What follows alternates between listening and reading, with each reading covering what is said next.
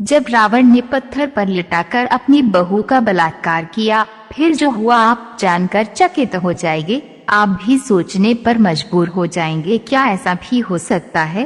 क्या रावण ऐसा कर सकता है?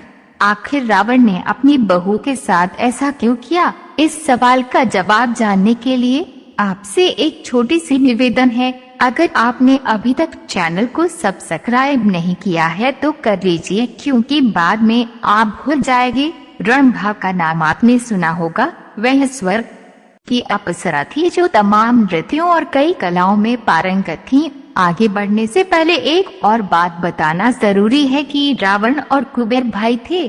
कुबेर के पुत्र का नाम था नल कुबेर। रंभा नल कुबेर की प्रेमिका थी और इस रिश्ते से वह रावण की बहू लगती थी। एक दिन जब वह अपने प्रेमी से मिलने जा रही थी, तभी रावण उसकी सुंदरता पर मोहित हो गया और उसने रंभा से आपत्तिजनक बातें पूछी। रावण ने रंभा से पूछा कि वह इतना सज धज कर किसको तृप्त करने जा रही है। रावण ने इसके लिए संस्कृत में भोक्ष्यते शब्द का प्रयोग किया, जो दिखाता है कि वह स्त्री को उपभोग की वस्तु समझता था। रंभा ने रावण को रिश्ते नातों की याद दिलाई। रावण ने पहले तो मानने से इनकार कर दिया है कि वे उसकी पुत्रवधू है, लेकिन जब रंभा ने नल कुबेर के बारे में बताया तो रावण ने फिर आनाकानी शुरू कर दी।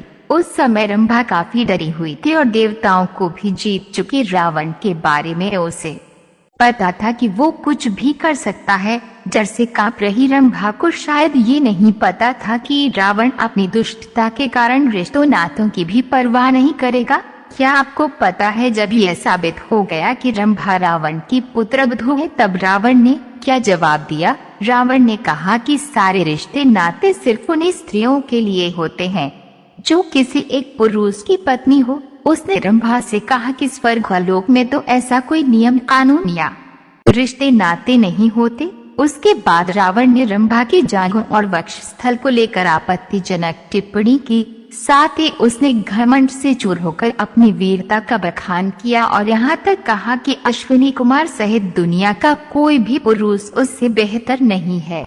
मर्यादा पुरुषोत्तम राम जहाँ शबरी के झूठे फल खाते थे, रावण किसी भी स्त्री की तरफ सही नजर से नहीं देखता था। वाल्मीकि रामायण के अनुसार रावण ने रंभा का बलात्कार किया। इस श्लोक का अर्थ यह है कि राक्षस राज रावण ने रंभा को बलपूर्वक शिला पर बिठाया और फिर कामभोग में लीन होकर बलपूर्वक उसके साथ समागम किया। रंभा के पुष्पहार टूट गए, उसके द्वारा धारण किए गए आभूषण बिखर गए और व्याकुलता से वे पीड़ित हो उठी। रावण रंभा का बलात्कार करने के बाद उसे वहीं छोड़ दिया और निकल गया। महर्षि वाल्मीकि लिखते हैं कि उसकी हालत ऐसी हो गई थी जैसे किसी फूलों की लता को हवा द्वारा झकझोर दिया गया हो।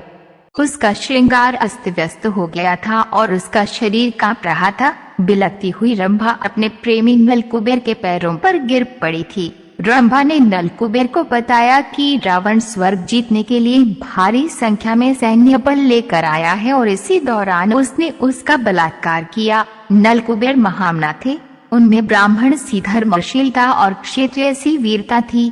अपनी प्रेमिका के साथ हुए अत्याचार से क्रुद्ध होकर नल कुबेर ने उसी क्षण रावण को श्राप दिया कि आगे से उसने किसी भी स्त्री के साथ बलपूर्वक समागम करना चाहा तो उसके सिर की टुकड़े टुकड़े हो जाएंगे। अर्थात रावण तब तक किसी स्त्री के साथ संभोग नहीं कर सकता था जब तक कोई भी स्त्री न चाहती हो। अब आपको जवाब मिल गया होगा कि रावण ने सीता से इतनी मिन्नतें क्यों की थी। उसने क्यों सीता के साथ लंका में जबरन कुछ गलत करने की कोशिश नहीं की। विजयादशमी के दौरान ये याद करना जरूरी है कि भगवान श्री राम ने किसी ऐसे रावण का वध नहीं किया था जो विद्वान था, शास्त्रों का ज्ञाता था और अपने राज्य की भलाई के बारे में सोचता था। राम ने ऐसे रावण का वध किया था जो स्त्रियों का सम्मान नहीं करता था, उनके साथ दुर्व्यवहार करता था और बलपूर्वक अपनी बात मनवाता था। आजकल रावण को अच्छा साबित करने के लिए उसके गलत पक्षों को सही बताकर पेश किया जा रहा है।